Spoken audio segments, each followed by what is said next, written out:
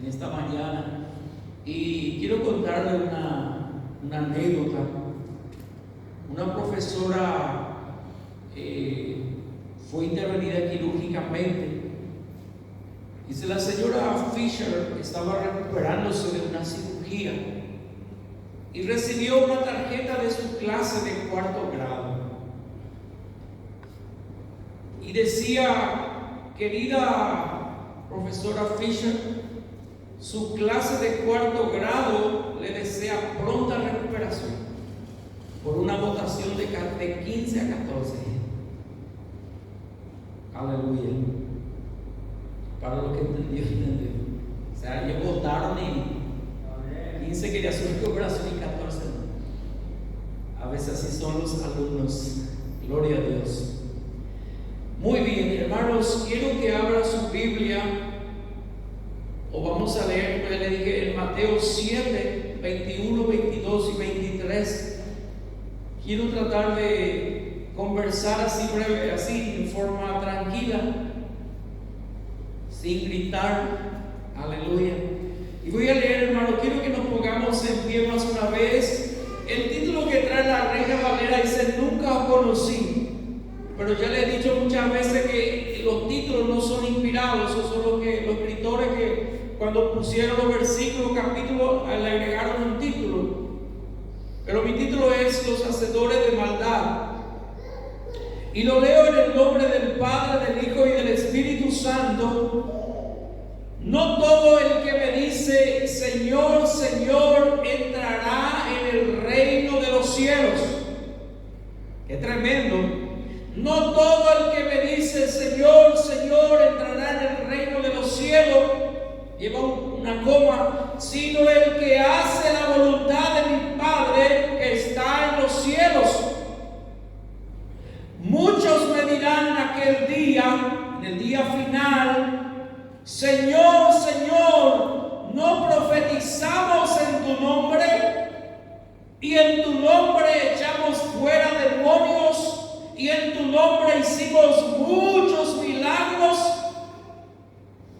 Y entonces les declararé, nunca os conocí, apartaos de mí, hacedores de maldad. Amén. Tome su asiento, que el Señor añada bendición y luz sobre su palabra. Como ya les dije, hermano, está continuando el sermón del monte. Y esta es una continuación de las advertencias del Señor con respecto a los falsos profetas y maestros que utilizan su nombre y aún lo invocan, pero no le obedecen. Aleluya.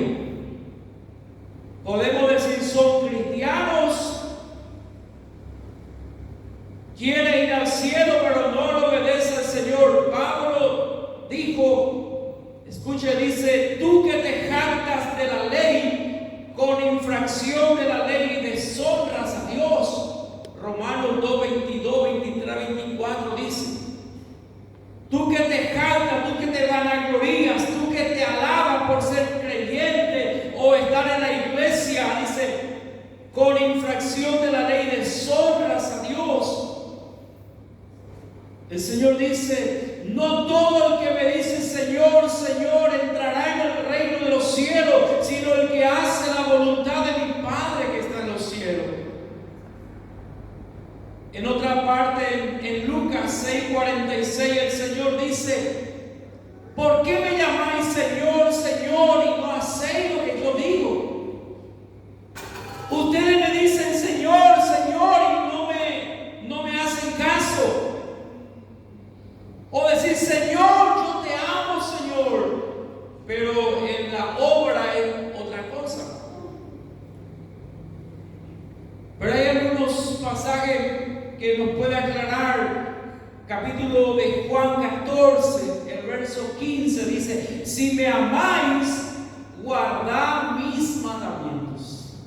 Ese es muy diferente. Yo puedo decir, yo te amo, yo te adoro, pero yo no le obedezco, yo no oro, no le respeto a mis padres, no le respeto a mis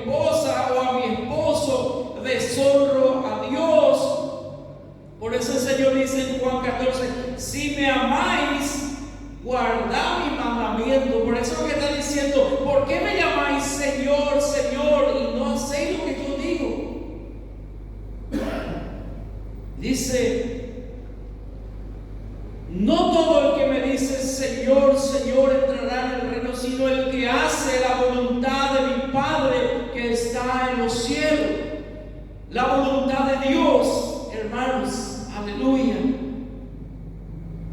es lo más importante. No es mi voluntad, sino la voluntad del Señor.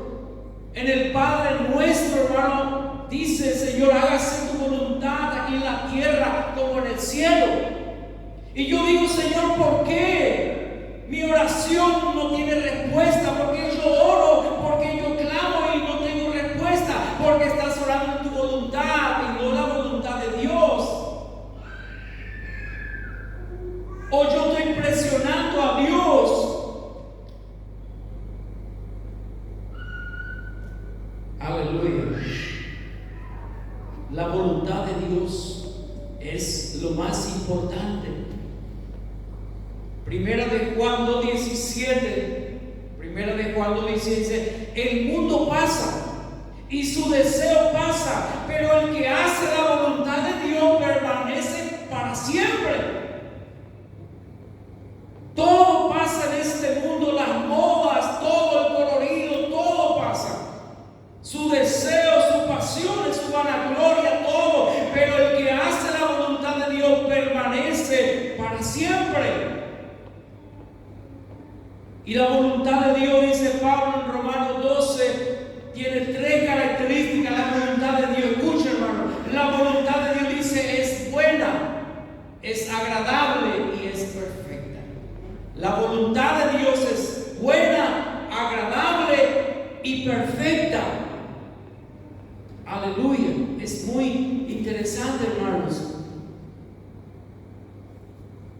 No, hermano, el que tenga dones, el que hace milagros, el que Dios le usa, hermano, para levantar a los paralíticos, al que sana a los enfermos, hermano, qué tremendo.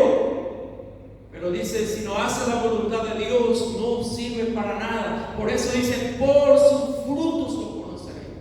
No por los dones, sino por los frutos. Ya hemos estudiado el domingo anterior eso.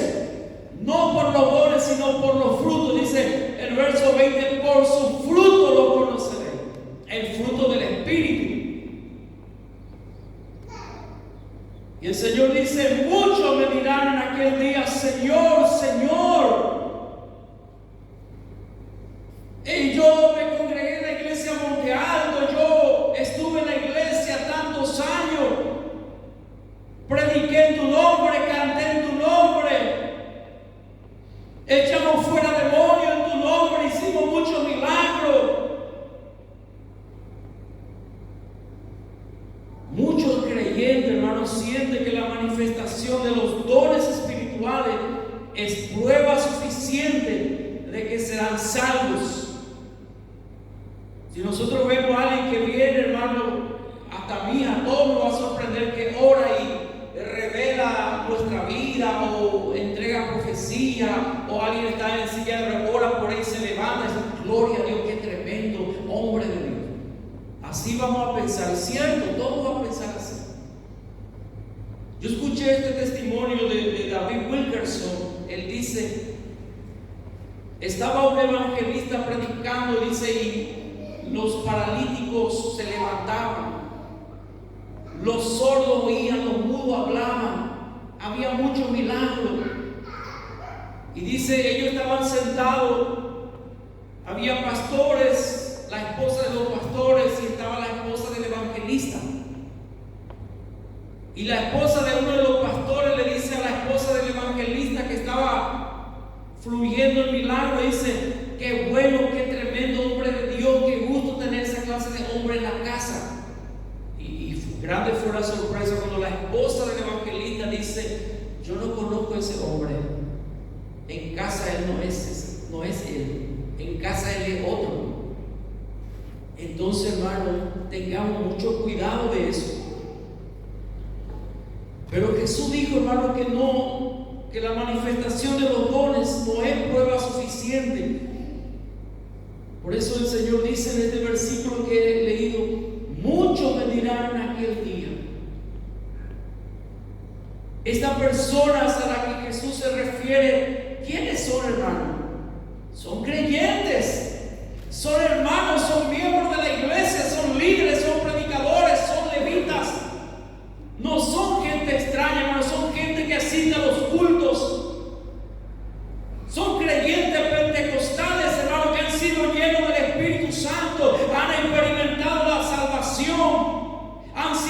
bautizados en agua, han sido bautizados en el Espíritu Santo, han sido predicadores, han sido cantantes, pero que no viven en obediencia a la palabra de Dios.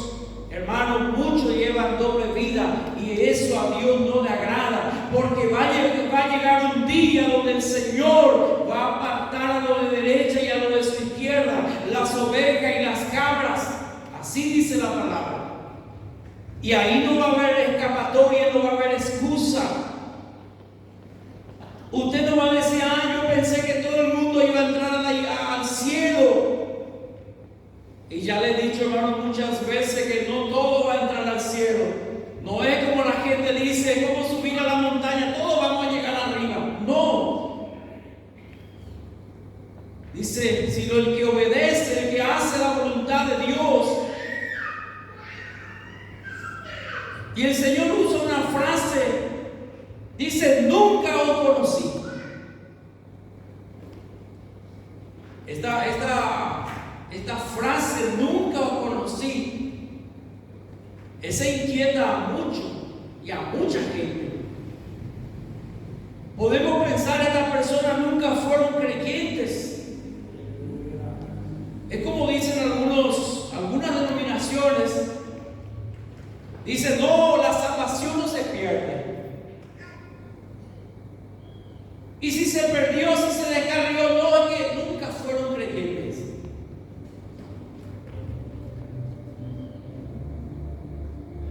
Sin embargo, no es así, hermano. Muchos aparentan ser ovejas, pero por dentro son lobos. Se muestran amigos y leales y no lo son. El Señor resalta la importancia de una vida piadosa. Hermano, una vida piadosa, una vida privada con Dios. Yo me puedo mostrar y aparentar muy piadoso, muy espiritual, pero por dentro soy otra cosa. Es cuando saltó en las redes el escándalo de Fernando Lugo, el sacerdote, y aparecieron 17 mujeres con su hijo. No, dice, esa es mi vida privada, dice, no, es aparte, dice. Pero eso no existe con Dios, hermano. Si no caminamos rectamente y no tenemos una relación personal con el Señor Jesucristo, el hecho, hermano, de hacer cosas para Dios, de hacer milagros y de hacer buenas obras, como profetizar, echar fuera demonios, no nos hace aceptables a los ojos de Dios. Hermano, quiero preguntarte cómo está tu vida de relación con Dios. ¿Cuánto dedica para leer la Biblia, hermano, por día? ¿Cuánto dedica para orar? Porque yo puedo decir, trabajo para Dios, pero no tengo tiempo para Dios. Yo trabajo para Dios todo el día, tengo que predicar, tengo que viajar, tengo que dar enseñanza, pero no tengo tiempo para leer mi Biblia y para orar. Es como el hombre recién casado. Se casa y ahí quiere ir con los amigos a jugar, y ahí quiere ir a pescar, y ahí quiere viajar, y ahí quiere visitar a su mamá, y le descuida a su esposa y a sus hijos. A algunos hombres les pasa eso, no a todos, pero a la gran mayoría eso les pasa. O es como decir, estoy tan ocupado manejando que no tengo tiempo para cargar combustible. Muy ocupado manejando, no tengo tiempo para cargar combustible. ¿Qué va a pasar? Un día voy a quedar, un día va a parar. Hermanos, hermanas, lo más importante es tu vida personal con Jesucristo. Tú dices, pastor, yo nunca canté, yo nunca prediqué, nunca pasé enfrente. Pero usted puede estar más cerca de Dios que todos nosotros, porque lleva una vida espiritual de oración, de relación con Dios. Y eso es lo más importante, hermano, tu relación con Dios. Yo me recuerdo el testimonio que contó Reinhard Bonnke, aquel gran evangelista alemán que ya está con el Señor, que ya partió con el Señor, él habla en su libro de una hermana anciana de su iglesia. Y le sorprendió al pastor, al rey Ramón, y le sorprendió la hermana. Dice que era una anciana, viuda, vivía sola. Pero un día le dice: pastor, Dios habló conmigo anoche y me dice que mañana me va a llevar. Y quiero que me prepare así el culto y así Dios quiere que yo haga. ¿Y sabe qué pasó? Al día siguiente pasó así mismo, la hermana partió. Entonces el pastor Reynard que dice: me sorprendió esta hermana, porque en el cielo va a haber muchas sorpresas. Gente que nosotros pensamos se fue al infierno va a estar en el cielo. Y gente que dice: no, seguro está en el cielo, y no va a estar. Aleluya. Es sin condenar a nadie, hermano, porque nosotros, la salvación es del Señor, pero va a haber mucha sorpresa en el cielo. La relación con Dios, una vida personal entregada al Señor, hermano, es más importante que hacer de echar fuera demonios y orar por otras cosas. Son aquellos que producen fruto del Espíritu en su vida, los que heredarán vida eterna. Hermano, este pasaje ha dejado, hermano, inquieto, ya dije, perplejo a mucha gente. Muchas personas a través de los años, hermano, le han quebrantado esta palabra.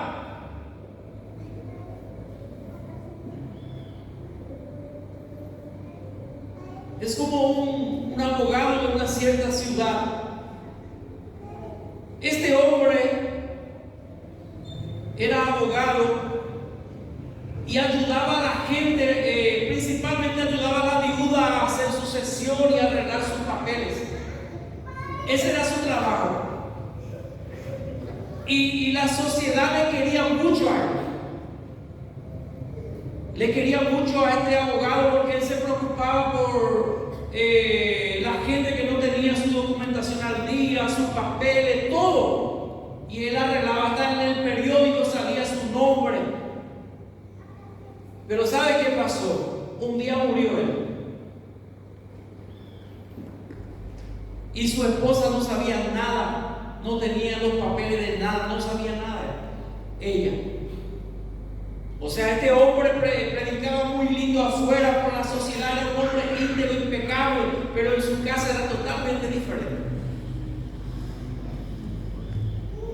Muchos predicadores y evangelistas y personas que profesan ser cristianos, que exteriormente han vivido una vida cristiana, pero internamente, escuche hermano, por afuera era un creyente hecho y derecho, caminaba en santidad y se mostraba así, pero aleluya, pero internamente estaba lleno de crítica, lleno de amargura, lleno de celos y también inmoralidades. Muchas personas talentosas que han ministrado para el Señor, personas conocidas, han realizado milagros, pero se descarriaron en su corazón y nunca se arrepintieron. No es que abandonó la iglesia, no es que se fue al mundo, sigue la iglesia, pero nunca se arrepintieron en su corazón. Llevaban una vida doble y nunca se arrepintieron. Hermano, todos somos falibles, todos fallamos, todos cometemos errores, todos tropezamos en la vida, pero tenemos que arrepentirnos y humillarnos y pedir al Señor misericordia, como David hizo en el Salmo 51.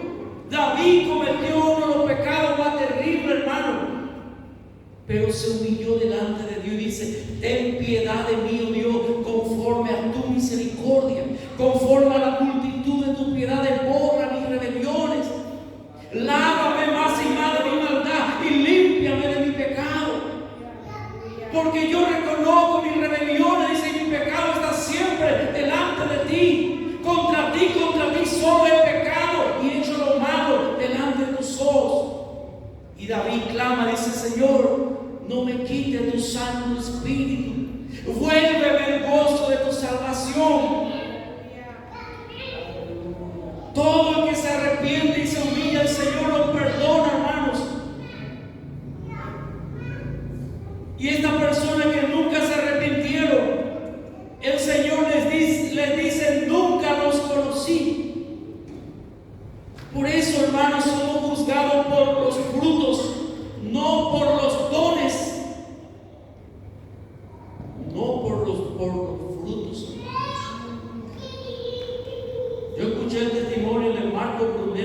cantante brasileño muy famoso. Y él dice que se sorprendió de los cantantes gospel, cantantes cristianos. Dice, muchos no oran y llevan una vida doble. No viven lo que ellos cantan o lo que predican. Hermano, y eso tiene que alertar a nosotros también, hermano. Este no es un juego. No sabemos qué va a pasar el día de mañana. Se recuerda el profeta Isaías se va junto al rey Ezequías y le dice: he venido de parte de Dios. Dios te dice: ordena tu casa porque morirás. Aleluya. Ojalá que todo fuese así, que el Señor nos diga: ordena tu casa, hijo, hija, porque vas a morir. La muerte no avisa, la muerte llega sin avisar. Yo sé que estoy mal, yo sé que siempre estoy criticando, murmurando, tengo envidia, hice cosas malas, pero un día me voy a arrepentir. Y antes que llegue ese día que marcaste, la muerte se adelantó y te llegó. Y ahí la pregunta es: ¿cuánto porcentaje de pecado piensa que Dios te va a permitir llevar en el cielo? ¿Cuánto pecado es sí que Dios te va a permitir llevar en el cielo? Porque yo fui creyente toda la vida y cometí algunos pecados. Aleluya. Que el Señor tenga misericordia, hermanos, de nosotros, de mí también. Somos juzgados, hermanos, por nuestros frutos, no por nuestros dones. Al Señor no le agrada, hermano, la persona, sea predicador, sea cantante, que tuerce la Biblia para su beneficio.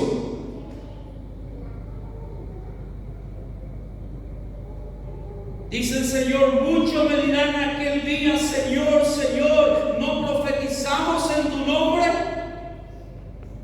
Y ahí le quiero contar, hermano, una historia real. Un misionero tuvo una visión, tuvo una experiencia espiritual con Dios. Este misionero tuvo una visión y vio a algunos líderes pentecostales, líderes conocidos, hermano, de una cierta denominación.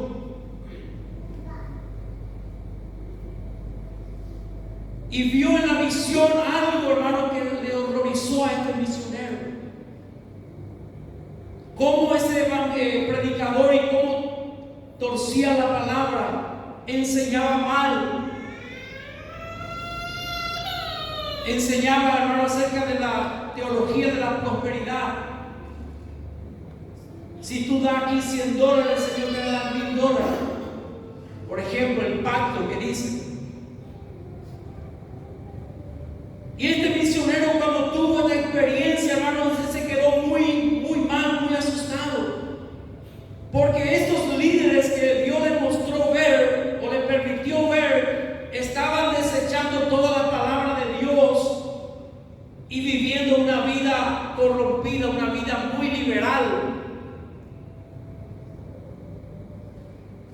Y más le sorprende que dice: había un gran número de cristianos que le seguían. Y estos cristianos, multitudes, decían: no, ellos son nuestros líderes. Y le seguían ciegamente. Finalmente, hermano, este misionero dice que vio que el camino que ellos descendía directamente al abismo. Estos líderes y seguidores se bajaban directamente al infierno. Y luego escuchó una voz que le decía: el Señor, advierte a mi pueblo, advierte a mi pueblo. Aleluya. Por eso se dice: no todo el que me dice Señor, Señor, entrará en el reino de los cielos, sino el que hace la voluntad de mi Padre. Aleluya. Cierta vez encontré a un argentino y se presentaba como apóstol. Era en la casa de mi hermano. Dijo: yo soy el apóstol. Y le dije: pero son muy jóvenes. ¿cuántos años tenés? ¿Cuántos años tenés? Y cuando eso me recuerdo, me dice, tengo 27 años. ¿Cuál es tu iglesia? Le pregunté, ¿cuál es tu iglesia? ¿Y sabe qué me dijo? No tiene iglesia. Gente que no tiene iglesia, que no se congrega, que no está sujeto a nadie, hermano, es un charlatán, no hay que escuchar. Y hay muchos que son así, que son itinerantes y que viajan de aquí para allá, pero no rinde cuenta a nadie. Me recuerdo que había un predicador de Asunción acá, venía por la P. Después ya vino a abrir un instituto acá y se quedaba acá, y él solo, y su familia en Asunción. Y después de un tiempo me enteré que le dejó a su esposa, se divorció y vino por acá. Luego se fue otra vez. Entonces esa clase de gente hay que tener mucho cuidado, hermanos. La gente sabe hablar. El Señor dice que el diablo vendrá disfrazado como ángel de luz para engañar, si fuera posible aún a los escogidos. Pero quiero hablarte de ti en esta mañana. ¿Cómo tú estás, hermano, en cuanto a la voluntad de Dios? ¿Cómo está tu corazón, hermano, en esta mañana?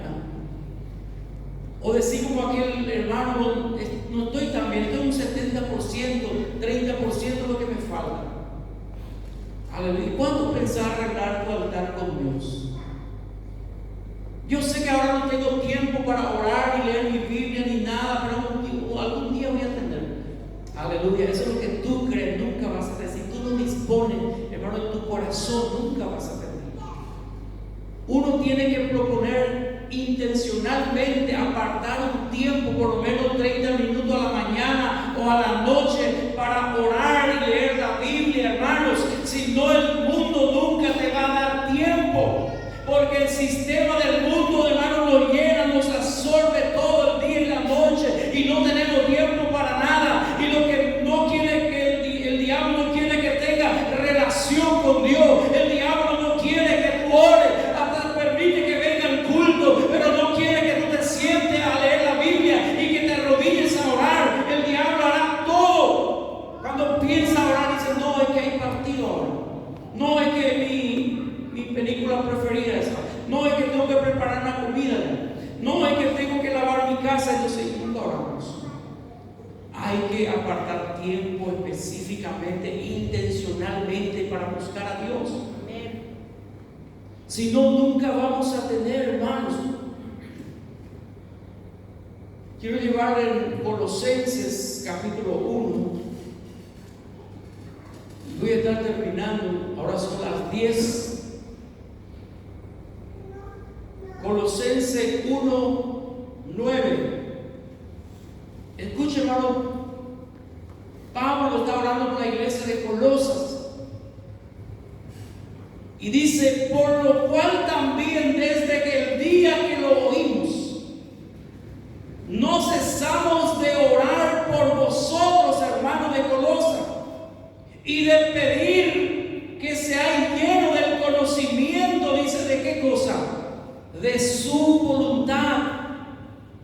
Que seáis llenos del conocimiento de su voluntad en toda sabiduría e inteligencia espiritual, para que andéis como es digno del Señor, agradándole en todo, llevando fruto en toda buena obra y creciendo en el conocimiento de Dios, fortalecido con poder conforme a la potencia de su gloria, con toda paciencia y longanimidad, con gozo, dando gracia al Padre que nos hizo aptos